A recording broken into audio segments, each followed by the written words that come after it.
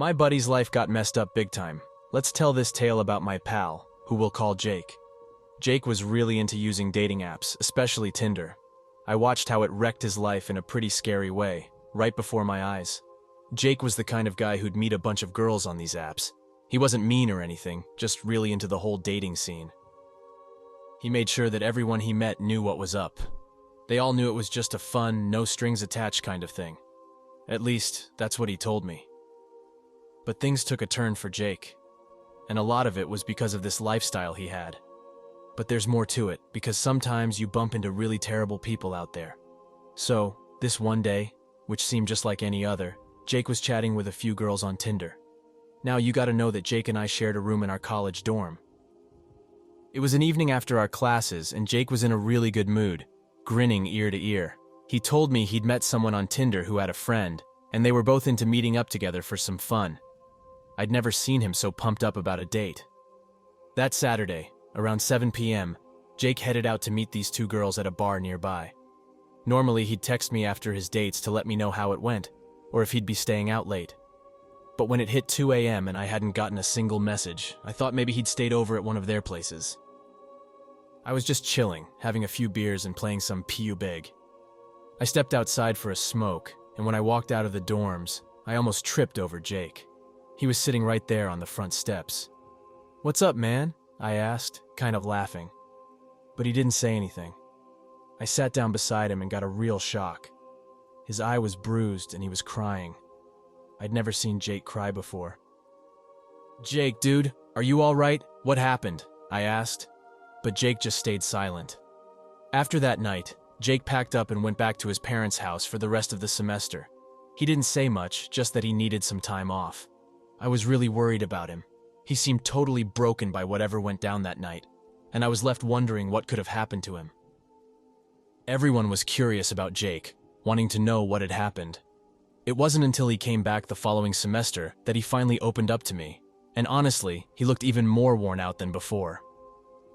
That evening, as he was unpacking in our dorm room, I just had to ask. We were best buddies after all. I was dying to understand what had gone down with him. It was bothering me a lot. Jake finally sat down with me to spill the beans. I'll be honest, I thought I was ready to hear it, but I really wasn't. That night he had gone out to meet those two girls. He headed to the bar they had chosen. In the crazy flashing lights of the place, someone grabbed him and yanked him into the bathroom. This person was wearing a dress, so Jake thought it was one of the Tinder girls.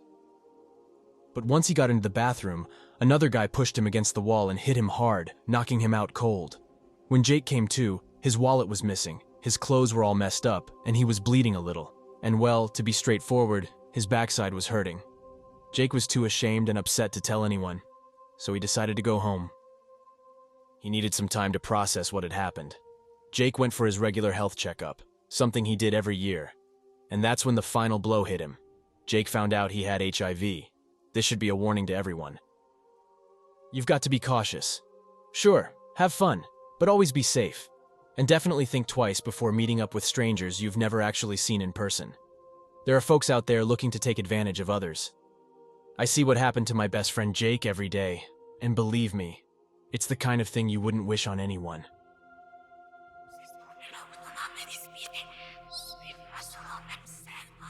My story starts with the end of a long and uninspiring relationship.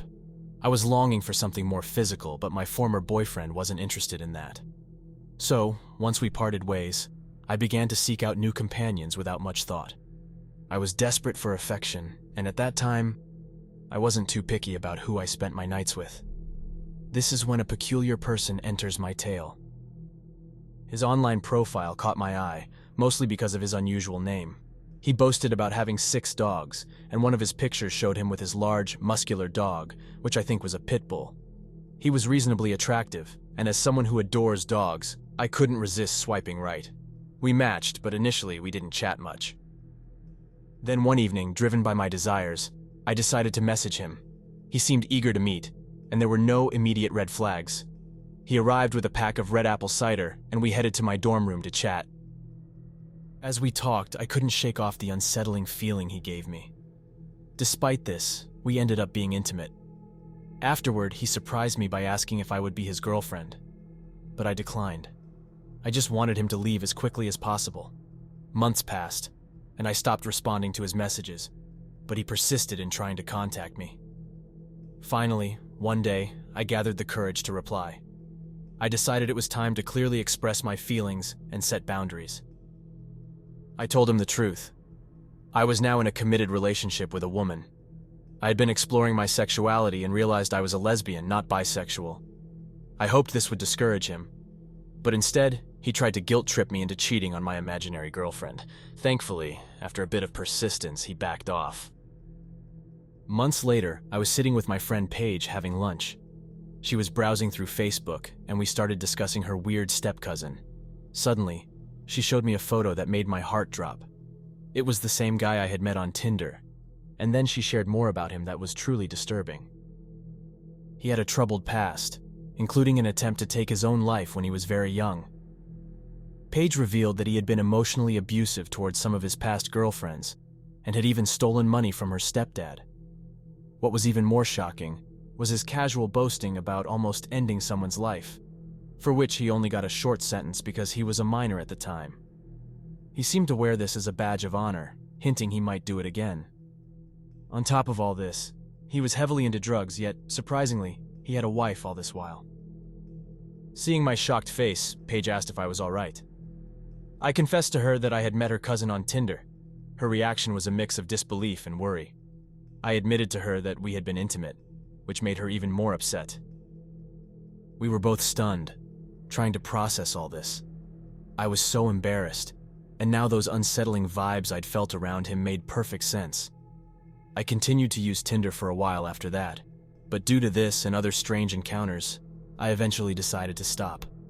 It's a reminder that when you're dating online, you should always be prepared for some unnerving experiences.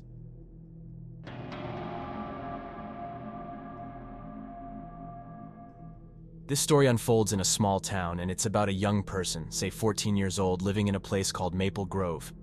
This kid, whom we'll name Alex, decided to try out Tinder, not really expecting much from it. Maybe a few odd people and perhaps a friend or two around their age. Alex's buddy, we'll name him Max, had already been using the app and seemed to like it a lot. So, Alex, feeling curious, thought, why not? Upon signing up, Alex was thrilled. Getting matched with strangers was intriguing. It felt like a chance to meet new people and perhaps make some friends. Among these matches, one stood out due to their strange username. It was just a series of ones and zeros. It struck Alex as odd, but they shrugged it off, thinking maybe the person was just quirky or trying to be humorous. This particular match, let's call them Binary, was very active in messaging. Day and night messages kept coming in. Binary didn't share much about themselves, always more interested in learning about Alex, where they lived, what they did. Alex, feeling uneasy, often ignored these questions. Eventually, overwhelmed by the constant messaging, Alex stopped using Tinder and blocked its notifications. One day, driven by curiosity, Alex looked up Binary's username, but found nothing. User doesn't exist, the app claimed. It was unsettling. Alex even reinstalled the app, hoping for some clarity, and messaged Binary asking about the account's existence. There was no response. Alex thought maybe it was a hacker or a glitch in the app. Getting no answers, Alex deleted the app once more, wondering if they were overreacting. One afternoon, while home alone, Alex was searching for an old toy from the 1980s in their room. It was a cool little collectible. Alex's parents, who were away on a trip to a sunny beach destination, never touched their stuff, so it had to be around. Suddenly, out of nowhere, the toy fell on Alex's head. Startled and confused, Alex looked up but saw nothing. Then their phone beeped. It was a message from Binary on Tinder, but how? Alex was sure they had deleted the app. The message was eerie and simple. Did you find it? Panicked, Alex dropped their phone and ran out of the room, slamming the door behind them. Since then, nothing more weird happened, and Alex stayed away from Tinder and similar apps. After the bizarre incident with the toy and the Tinder message, Alex thought things had settled down.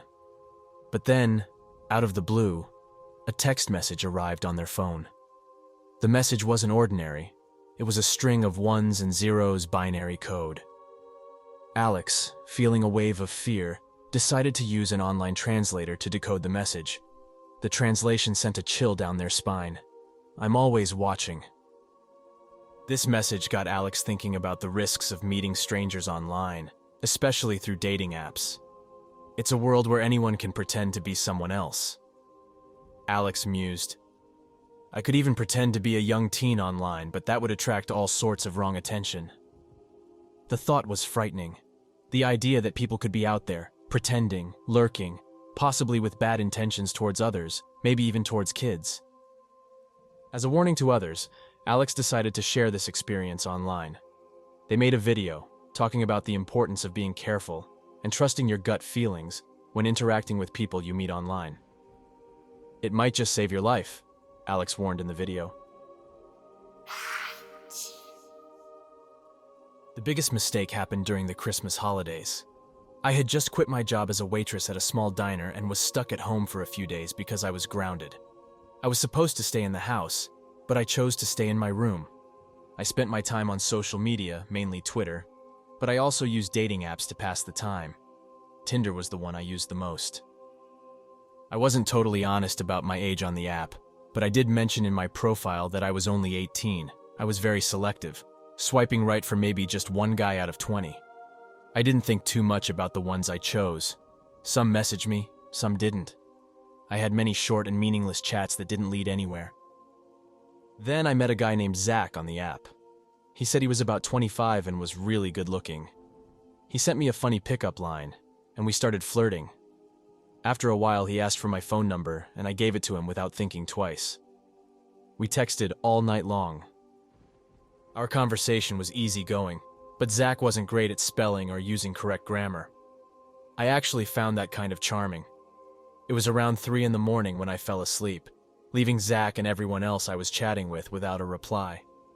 I thought they would understand that I had just fallen asleep given how late it was, but this wasn't the case.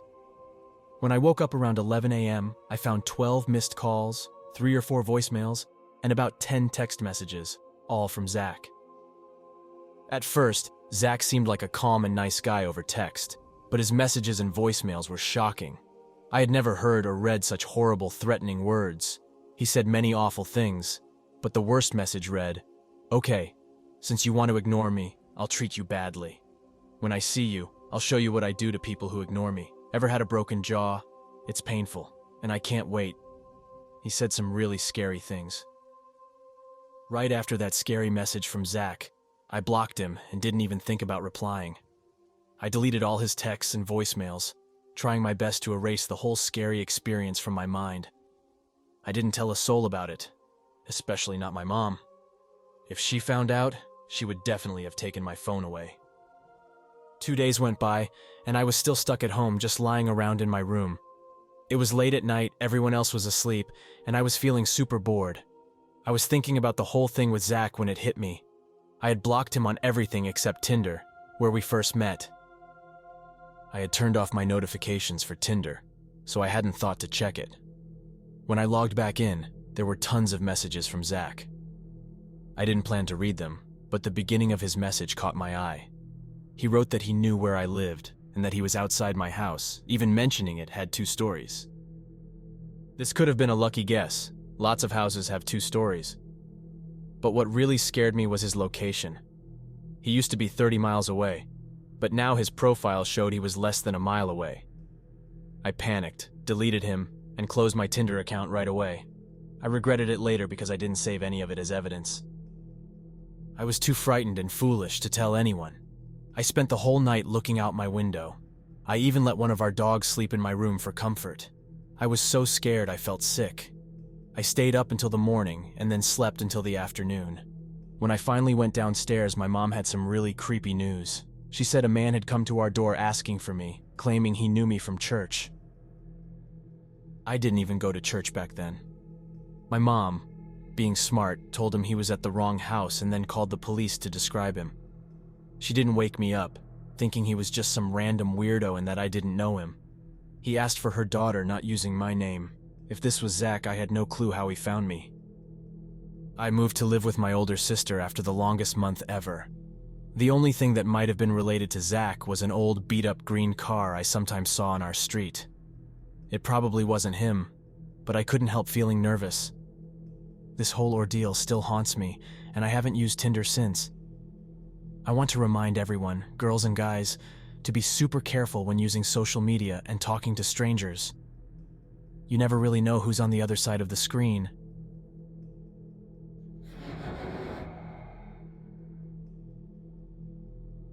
In my early 30s, I was single and kind of shy.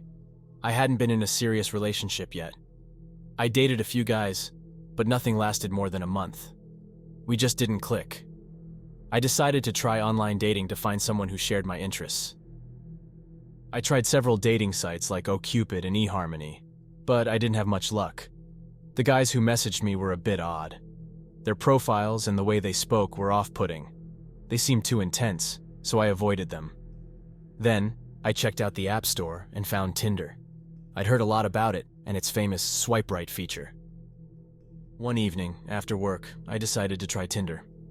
I bought the Tinder Gold membership and started swiping. I swiped left a lot, but there were some interesting guys. I also saw some funny joke accounts. After a while, I took a break and watched Fortnite streams on my TV. About an hour later, my phone pinged with a notification. I had some matches on Tinder. 3 guys had swiped right on me. I was thrilled. It was working better than any other app. I looked through the matches and messaged a guy named Connor, who was 22 years old. He was tall, half Cuban, and very handsome. He was studying pre-law, which impressed me. I sent him a message and he replied quickly. We hit it off and chatted all evening. I hadn't felt this excited about someone in years. Connor was fascinating. He came from a hard-working family, held 2 jobs to support his mom and pay for college. After a week of talking, we planned to meet at a small concert in the park. He surprisingly had the day off. I dressed up and carried pepper spray, just to be safe. I got to the park and found a spot in the back. The crowd was gathering in front, and I hoped Connor would find me. As I waited, I noticed more people arriving. Some were families, others were groups of friends. The atmosphere was lively, with music playing softly in the background. I checked my phone. Connor hadn't messaged yet. I started feeling a bit nervous. What if he didn't show up? I shook off the thought and tried to enjoy the music. The band started playing, and their upbeat tunes filled the air. I tapped my foot to the rhythm, still scanning the crowd for Connor. People were dancing and having a good time. I smiled, feeling the excitement of the concert. Just then, I saw someone walking towards me. It was a guy about Connor's age, but I couldn't tell if it was him. My heart raced as he got closer. He had a friendly smile and looked around, as if searching for someone. As he approached, I realized it wasn't Connor. Disappointed, I turned my attention back to the concert. The music was great, but I couldn't fully enjoy it, wondering where Connor was. The night went on, and there was still no sign of him. I checked my phone multiple times, but there were no messages. I started to feel a mix of worry and frustration. Had something happened to him, or had he changed his mind? The concert was nearing its end, and the band played their final song. The crowd cheered and clapped. I clapped along, but my mind was elsewhere. As people started leaving, I stayed in my seat, hoping for a last-minute appearance by Connor. But as the park emptied and the lights dimmed, I realized he wasn't coming. I felt a mix of sadness and confusion.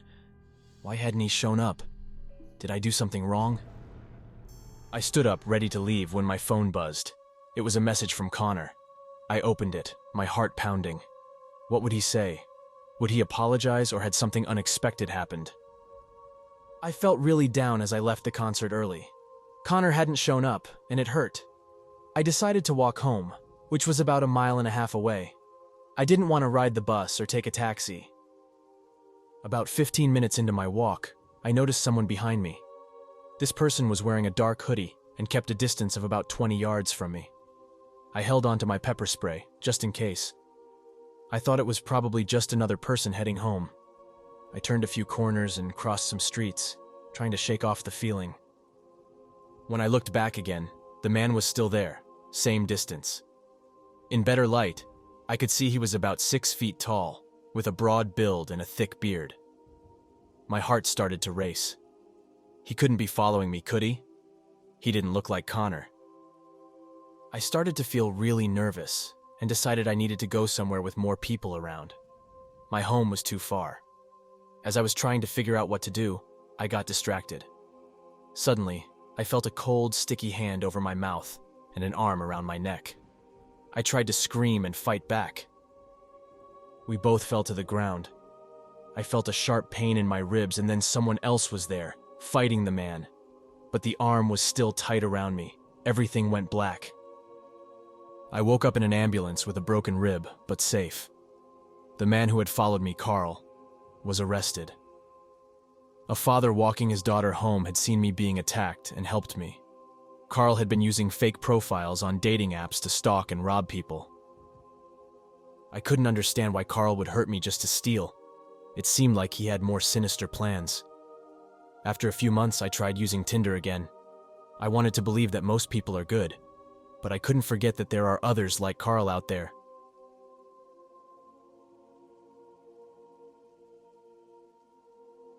A few years ago, when I was 18, I want to tell you about myself. I'm not very tall, have bright green eyes, and long dark brown hair. I think I look pretty nice. It was summer break, and I wanted to do something a bit naughty. So one night, I sneaked out. I walked quietly through some trees behind my house to get to my friend's place. We hung out in her backyard, drinking beer, feeling cool. While we were a bit tipsy, we started talking about Tinder, which is a dating app. We thought it would be funny to mess around on it. My friend, let's call her Kay, didn't want her own account, so I made one. I downloaded Tinder and set up my profile. I was a little drunk, but knew I was just doing it for fun. On Tinder, we matched with some people, and soon my phone was buzzing like crazy. I put down my beer and told Kay I didn't really want a date. I planned to delete my account when I got home. No big deal, I thought, but I was wrong. It was almost 4 a.m., and I had to babysit the next day. I couldn't be hungover, so I told Kay I had to leave. We hugged, and I walked back home through the trees.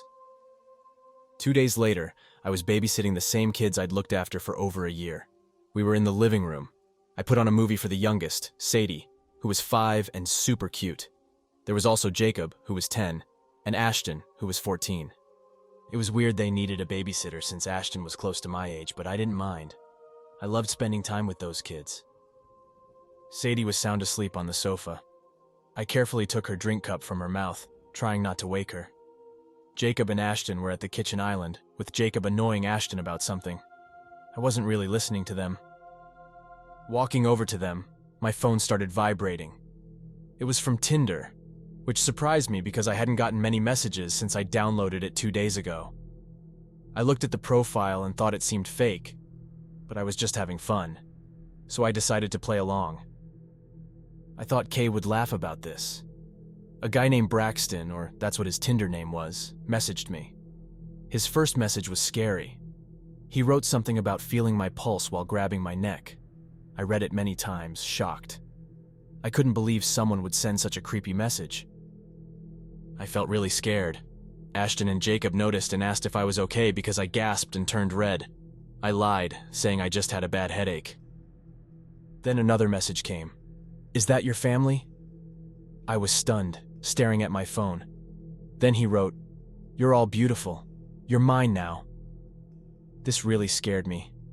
I asked him who he was and told him to leave me and the kids alone. I blocked him and reported him right away. It's been some time since that happened. I try to think it was just someone playing a mean joke. I'm not sure, but I can't forget that story. Telling myself it was just a joke helps me not be so scared at night.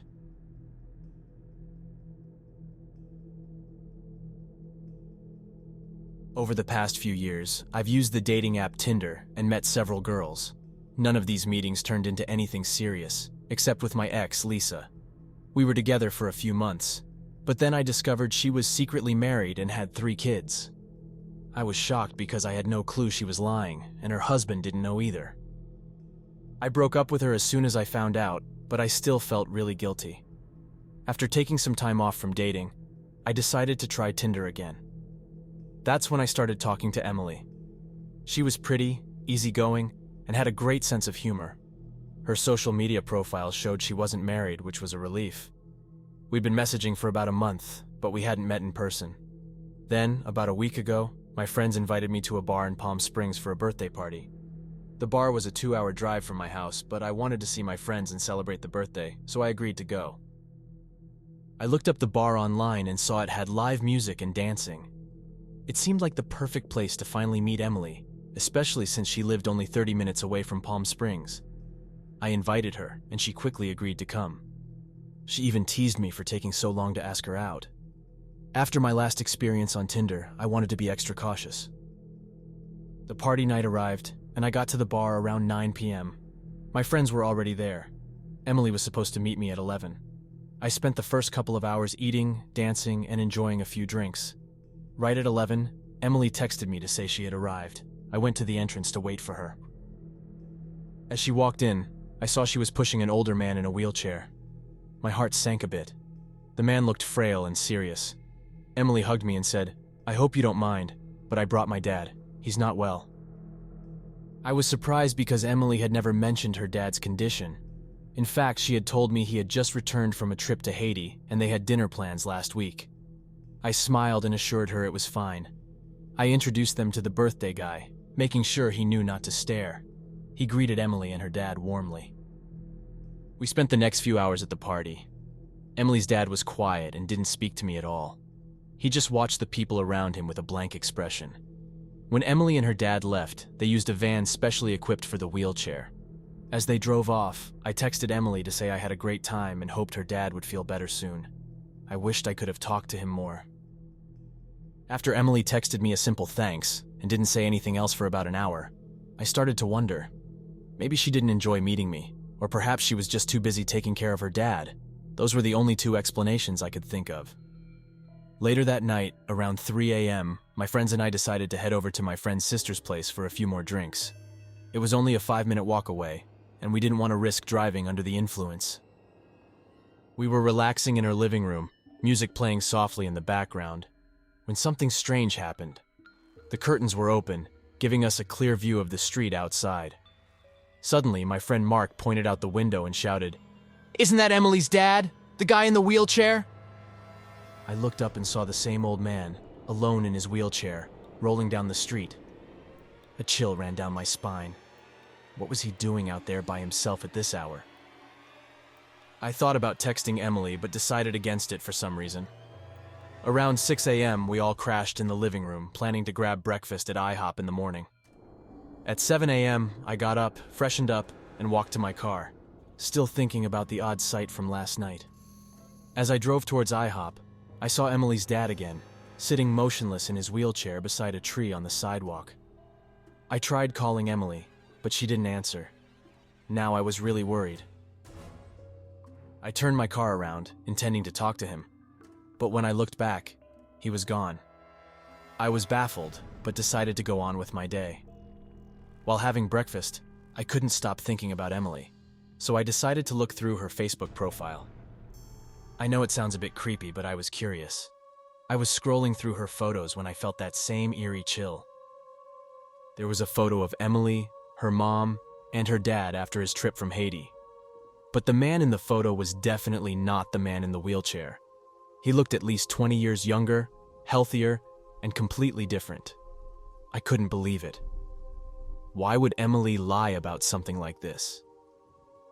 Just then, my phone dinged. It was a message from Emily, just 4 words that I still can't shake off. "Daddy didn't like you." Then she blocked me. That was the last I heard from her. I sat there stunned, trying to piece together the puzzle. Who was the old man in the wheelchair? Why did Emily bring him and pretend he was her father? And what did her message mean? So many questions, and no answers. But this was only the beginning of a much stranger journey, one that would take unexpected twists and turns, leading me down a path I never anticipated.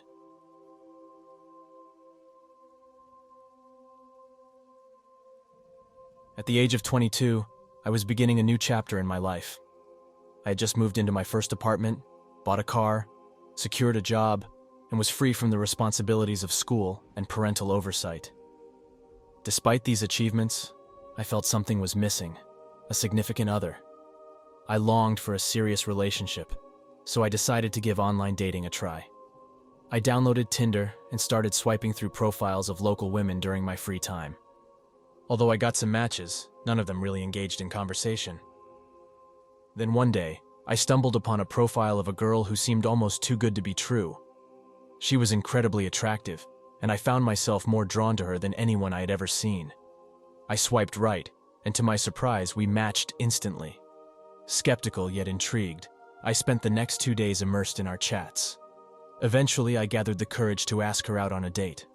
I braced myself for rejection or a hesitant response, but her reply was unexpected. She suggested with a playful wink that I should come over to her place instead. My excitement was through the roof when she agreed to meet, suggesting tomorrow at 9 p.m. I couldn't believe I was actually going to meet her. The night before our meeting, I was so thrilled that sleep seemed impossible. The following day, I spent hours preparing the best dinner I could manage, wanting to make a great impression. As the clock struck 9, I heard a knock at my door. My heart raced with anticipation as I opened it, and there she was, just as stunning in real life as in her photos. As I welcomed her in, completely mesmerized by her presence, I hardly noticed the large man following behind her. It wasn't until he pulled out a gun and hit me in the back of the head that I realized what was happening. When I regained consciousness, I found myself alone, my electronics and other valuables gone, including my phone. I rushed to my neighbor's place to call the police. Despite reporting the incident, there have been no leads on her or the man, no arrests made. The lesson I learned is clear. No matter how attractive someone may seem, it's always safer to meet in public places a few times before revealing where you live.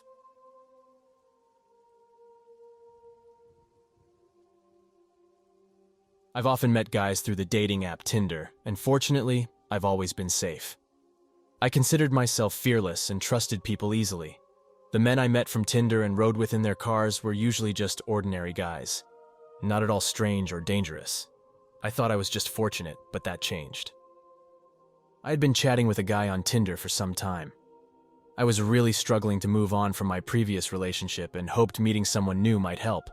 This guy, whom I'll call Jake, seemed very down-to-earth and friendly during our video calls. I began to develop feelings for Jake, feeling eager to meet him in person because he came across as kind and respectful, unlike my ex. One evening, I was particularly upset about my past relationship, so I video called Jake again. He kept suggesting we should have an adventure together. He proposed we go to his workplace to watch a movie. It was late, close to midnight, but I decided to take a chance and meet him. When he arrived at my university, my friend saw him and commented on how nice and good-looking he was. I joined him in his car, and everything seemed normal. We reached his workplace, but then something unsettling happened. Jake realized he forgot his keys, and surprisingly, took out a small knife, claiming he knew a trick to open the door. He managed to unlock the door with the knife, which was alarming because there were no security alarms triggered. The place was upscale and well-maintained, yet the lack of security was strange. I tried to stay calm and give him the benefit of the doubt, thinking he might have genuinely forgotten his keys. But somewhere inside, I couldn't shake the feeling that this place might not actually be his workplace. We watched a movie and snuggled on the sofa. Things felt fine at that moment, and I began to think the place might indeed be his workplace considering how familiar he was with it. However, the way he opened the door with a knife still made me uncomfortable. Things quickly took a turn for the worse. As we got closer, Jake started making weird noises. It wasn't normal or attractive at all. He sounded really odd, almost scary. It was like something out of a strange movie, and it made me feel uneasy. Then, in the darkness of the room, I suddenly saw flashes. Jake had taken photos of me without asking. I was there, with no clothes on, and he was taking pictures. I immediately told him to delete them. He hesitated and didn't let me see his phone for a few moments. Finally, seeming annoyed, he deleted them, but I was sure he had sent them to someone else. I wasn't naive. I felt embarrassed and told him it was wrong, but he just said it was a harmless joke. A harmless joke. That's when I realized Jake might be dangerous. But in that moment, I doubted myself and thought I was overreacting. I gave him another chance and stayed next to him. Then he climbed on top of me, claiming he needed to text his sister. But then, he took another photo of me. He pretended to delete the photos again, but I was certain he was sending them to someone else. After that, I quickly got dressed. He offered to drive me back to my dorm. When I got back, I said goodbye to him and hoped I would never see him again. I blocked him on everything. I had once thought a surprise hike in the woods with a Tinder date was the creepiest thing, but this was on a whole new level. Now the thought of those photos being shared without my consent makes me sick. They could be anywhere on the internet, being seen by people I don't know. I don't think I'll be able to move past this for a very long time.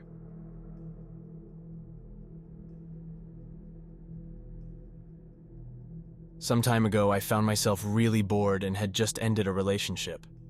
My housemate Jamie suggested I try out Tinder for fun. We spent time on the app, playfully chatting with matches and teasing guys who were clearly there just for quick flings. We never planned to actually meet anyone from the app. However, life had other plans, and Jamie and I had to move to different cities. In my new city, which was much busier, I kept using Tinder, mainly because I didn't know many people around. My experiences with Tinder dates were awful, one after the other. But then, I started talking to this nice-seeming guy. Let's call him Mark. He was 8 years my senior, which didn't bother me.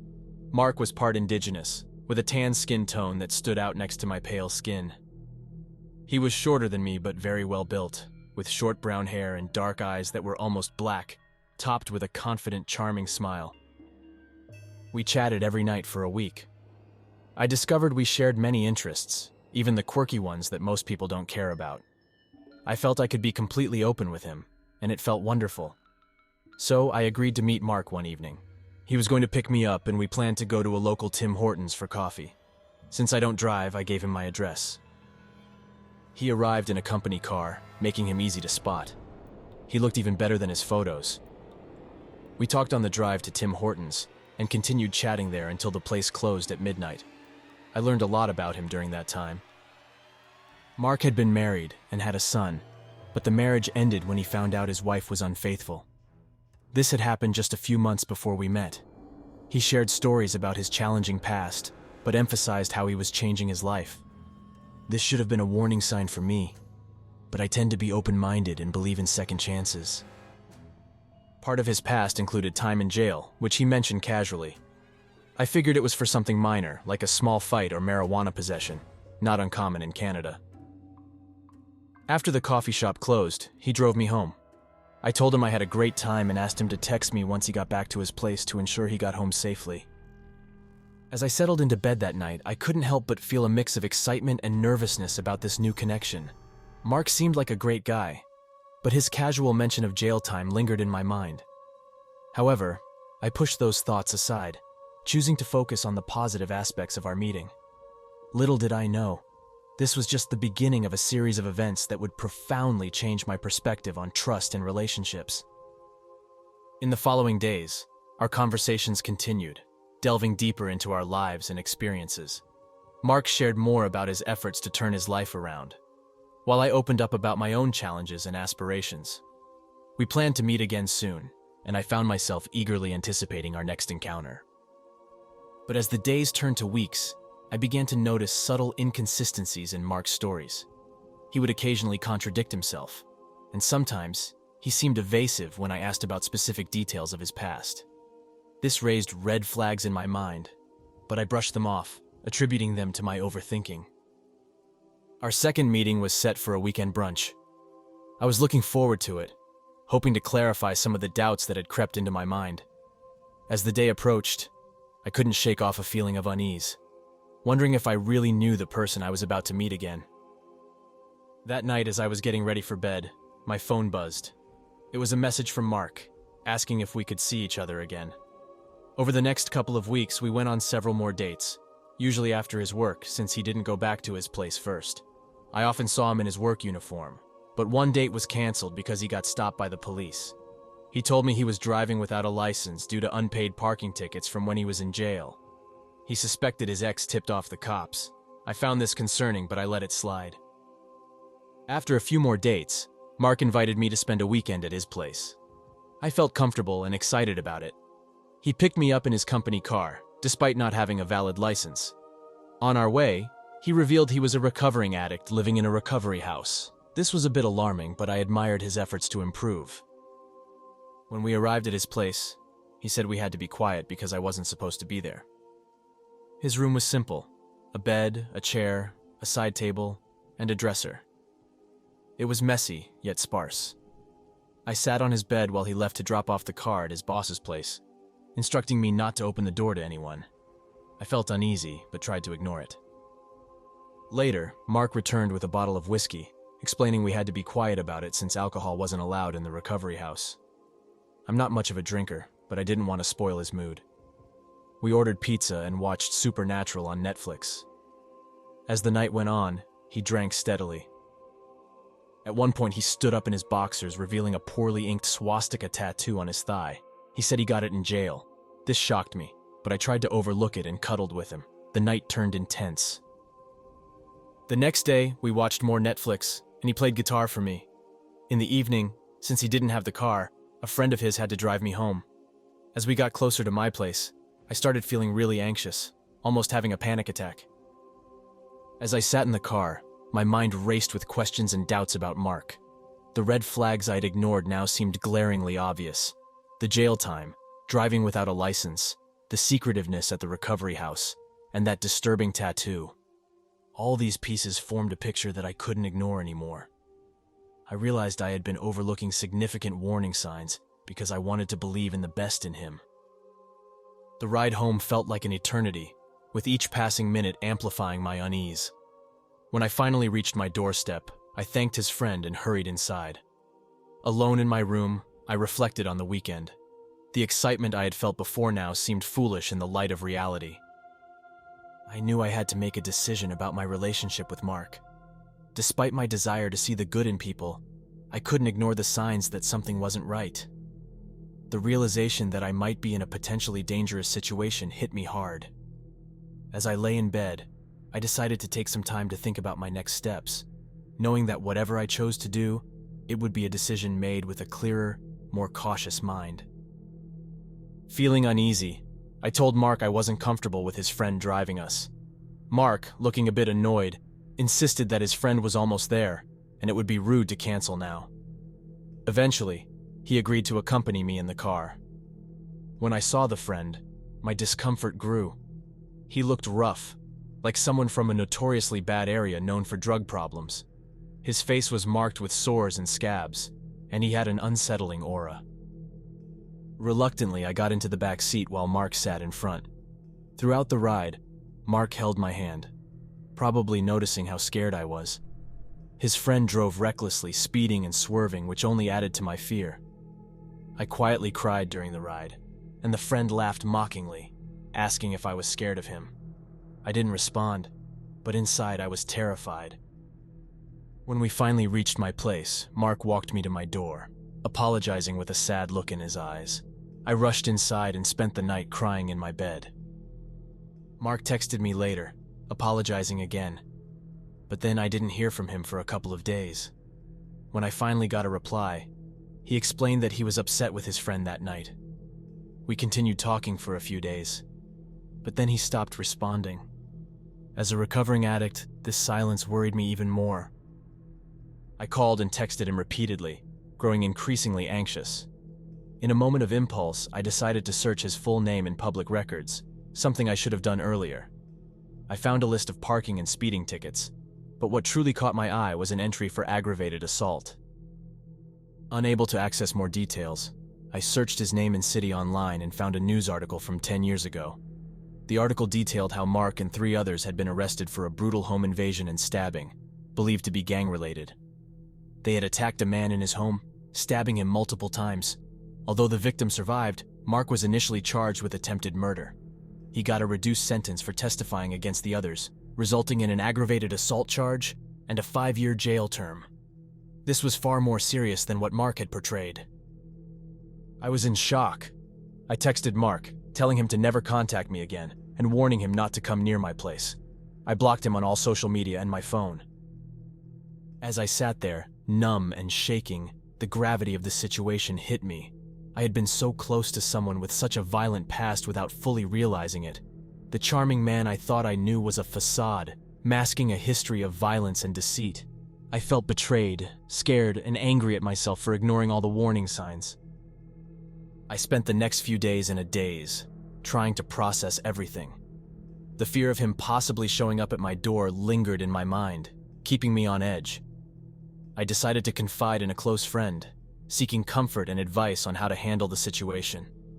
My friend was equally shocked and concerned, insisting that I should report my experience to the authorities, just to be safe. As I lay awake at night, I couldn't help but wonder how many others like Mark were out there, hiding their true selves behind a mask of charm and deceit. This experience was a harsh lesson in trust and the importance of being cautious, especially in the world of online dating. Throughout this ordeal, I kept my old friend Jess in the loop.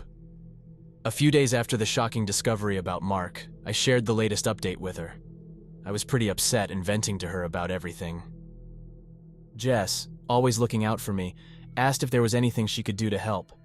In a half-joking, half-serious tone, I said it would make me feel better if she called Mark and gave him a piece of her mind. To my surprise, she was up for it. She rarely knew people by their real names, preferring nicknames instead. I laughed, half thinking she wasn't serious, but I sent her Mark's name and number anyway.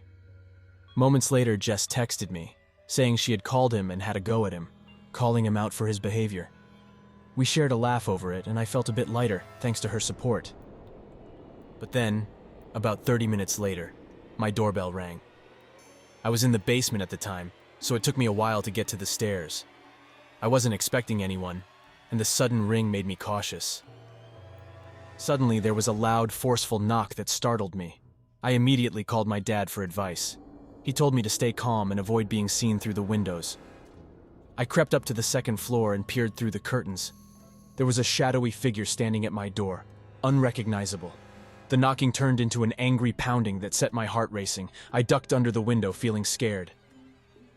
This went on for about 20 minutes before it suddenly stopped. When my phone buzzed, it made me jump. It was my dad on the line. He had called a family friend who was a police officer living nearby.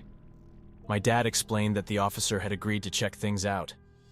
Given that we lived in a townhouse complex, the houses were close together, so it was easy for the officer to come by quickly. Later, my dad visited me to make sure I was okay. He said the officer had stood on the front step in his uniform, and the person at my door had seen him and driven away. After this incident, I deleted my Tinder account and swore off dating apps. This experience had made me extremely wary of meeting new people. I started running background checks on almost everyone new I met. My anxiety levels went through the roof, and I found myself leaving the house less and less, almost never going out now. The takeaway from all this is a stark reminder. When you're meeting people online, you never truly know who they are. It's crucial to be cautious when meeting strangers. You can never be sure of the danger you might be walking into. And sometimes, it's best to listen to your instincts. They might just save your life.